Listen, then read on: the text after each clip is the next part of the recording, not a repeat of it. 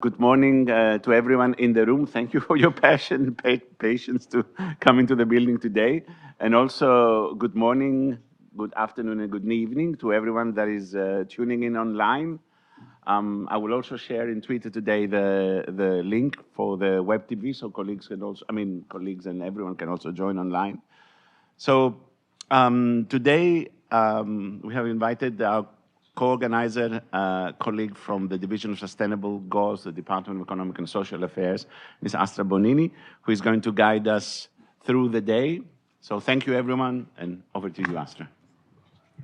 Thank you so much, Thanos. And on behalf of DESA, thank you again to both the Dag Hammarskjöld Library and UNESCO for continuing to co-organize this wonderful series of conferences that put the focus on open science and its importance for so many of the challenges and crises that the world faces today. And increasingly, I think there's a huge emphasis on science to provide the hope for how to kind of overcome so many of these things for the future. I work in the Division for Sustainable Development Goals at DESA, as Thanos said, and so we focus very much on how to accelerate progress toward these goals, particularly as we approach the halfway point on the goals. And science is a huge part of our focus. We support the scientists. You heard from Nancy. She moderated a session on the first day. The scientists writing the Global Sustainable Development Report, which was mandated by member states to really bring the science to policymakers, to kind of present an assessment of assessments. And of course, fundamentally, open science is necessary to support that kind of work and strengthen the science policy interface so that science can inform the decisions that those who are making them take. But I don't want to go on for too long because we have a really exciting day ahead.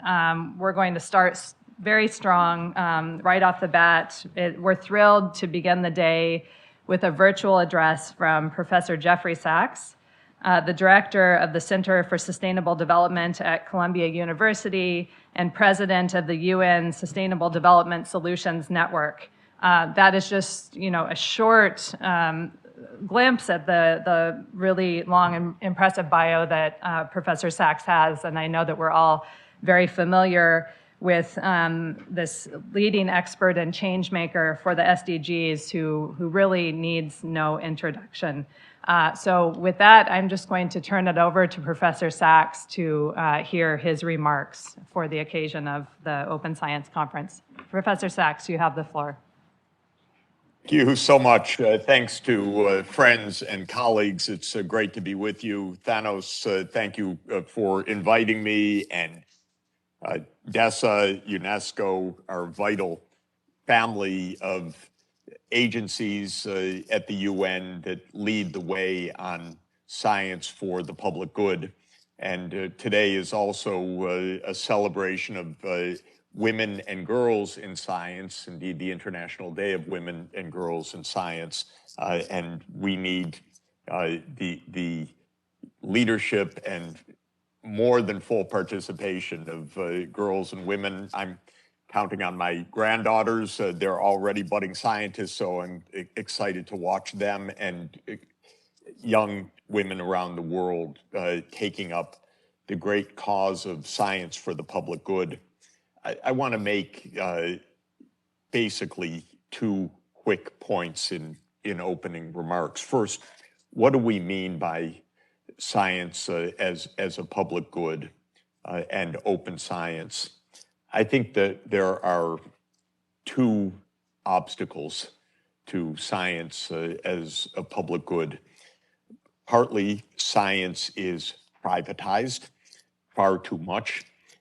Things that we all need to know are protected by corporate secrecy or by patents or by other means in which knowledge that's vital for the world is kept in a small number of private hands. And we saw this absolutely with COVID and the vaccine development. It has been shocking that vaccines that were developed at public expense to a significant extent were privatized, and billionaires created at Moderna and at other places on the public tab. Everybody taking a straight face as if this is absolutely normal. Well, it wasn't normal. This should have been handled responsibly. It was not handled responsibly. Even our public institutions like COVAX now are in a brawl with these companies over whether pre-purchase agreements are to be honored or not. But one of the things that is stunning in that brawl is that the agreements that COVAX made with these companies were secret. How can this be? Public money buying goods developed with public money on secret commercial contracts. Unacceptable. So one problem with science as it is right now is, as Francis Bacon told us 400 years ago, knowledge is power, and knowledge is money, and it is privatized far too much. The second point, though, is equally dreadful, perhaps even more dreadful, and that is science is militarized. So science is increasingly being deployed by the militaries of the world. And when we have breakthroughs like artificial intelligence, which is potentially a massive breakthrough for the public good, of course, partly it's turned into commercial use that we don't fully understand, but it is also absolutely now part of the arms race of the major countries in ways we don't have a clue about, but it's extremely dangerous. And we're seeing advanced technologies being deployed, of course, on this awful battlefield in Ukraine right now. It is science-driven to an important extent, and we have a militarization of breakthroughs of knowledge that should be turned truly for the public good, but are being turned into nothing more than rampant destruction. So we face two great obstacles in science as a public good, and one is commercial greed, and the second is the tragedy of great power geopolitics right now, which is taking us more and more towards military conflict and disaster. And we who are trying to push for sustainable development are saying, keep a little space for humanity. It's not all about your corporate greed.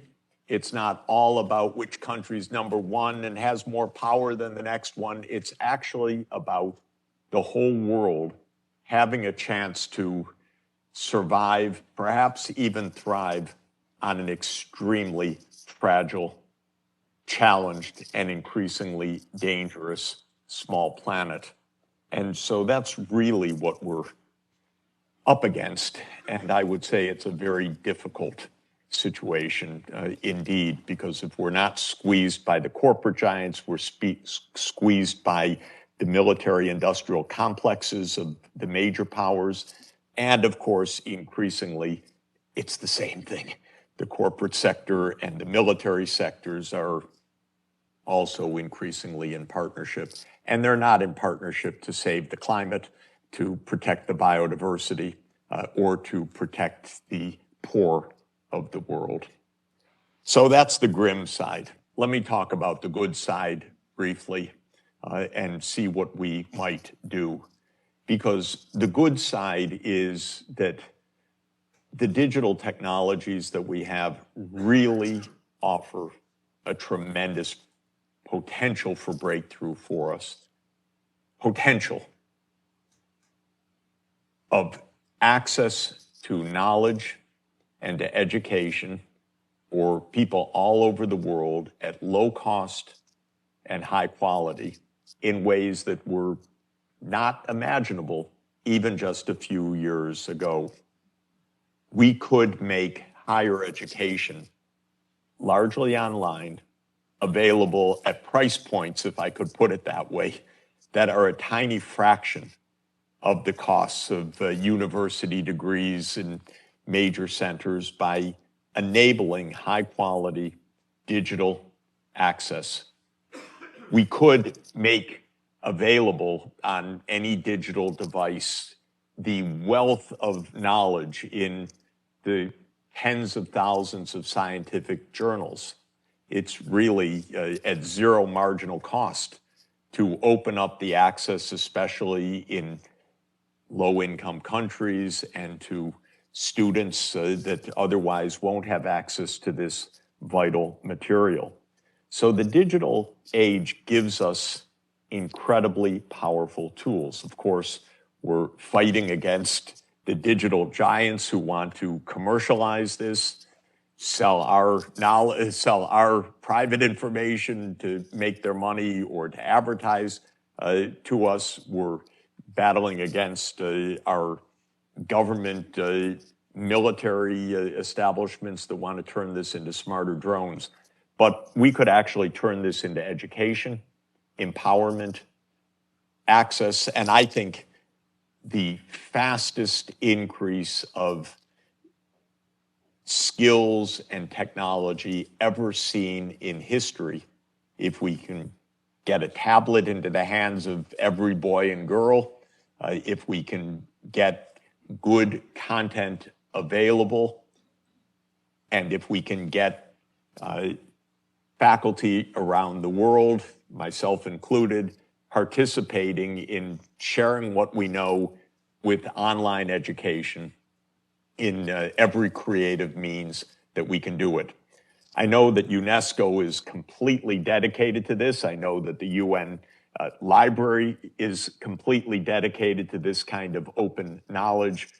I want to tell you how much the UN Sustainable Development Solutions Network wants to work with you, with the library system, with UNESCO, with DESA, with other UN agencies, with UNICEF and others to get this digital potential into real operation in real time. Free or very low cost online university degrees, and we're trying many of them, free online courses as we have at the SDSN SDG Academy, where we have about 36 high quality semester-long courses available, absolutely free, and we want to keep building more and more content. We have been pursuing a global schools strategy where young SDG leaders of SDSN youth, our youth movement, are working with the teachers and school systems around the world for bringing this not only to the university level, but also to the primary and secondary school level. And thousands and thousands of teachers in countries all over the world are joining. We just are celebrating a national award winner of one of the global school teachers in Ghana, who was awarded for her work in this program. We're very proud of that. But my feeling is that we really need and can have absolutely universal access to education at all levels, primary, secondary, and tertiary, and in special short-term skill-building programs and certificate programs, and make the kind of breakthrough that we dream about. I think it's very close at hand. Of course, everything costs a little bit of money, but not that much money. And the marginal cost of bringing the world of information to people who are right now excluded is tiny. So I just wanted to say on this day of inclusion of girls and women in science, but on this third crucial conference on science for all, because that's what we're ultimately talking about. We have the means to do it. We face some obstacles and some competitors who want to profit from it in one way or another, but we want to just make it happen. And SDSN is here to help and to work closely with you. We have 1,800 member organizations, mostly universities, with millions of students in those institutions ready to help this global effort. Thank you very much for this important conference and for letting me share a few words. And again, congratulations to my UN colleagues for all the wonderful leadership that you provide. Back over to you.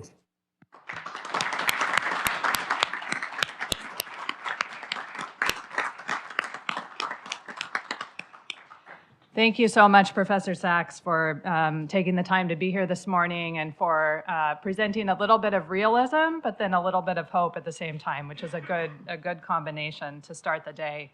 I think the points that, we've been talking about open science quite a bit, but looking at science as a public good, the science needs to be targeted toward enabling innovations for the public good. And then open access can help bring that to everyone. But as you pointed out, there are some barriers to what science is focusing on, whether it's financial accumulation or defense spending and many other issues. But the good news with the digital technologies and focusing on really tapping into that potential, which, one of the opportunities that came out of COVID was to really accelerate bringing education and knowledge to many different communities using digital technologies. So if we can work on closing the digital divide, then that could really be a powerful tool, which you reminded us. So thank you so much.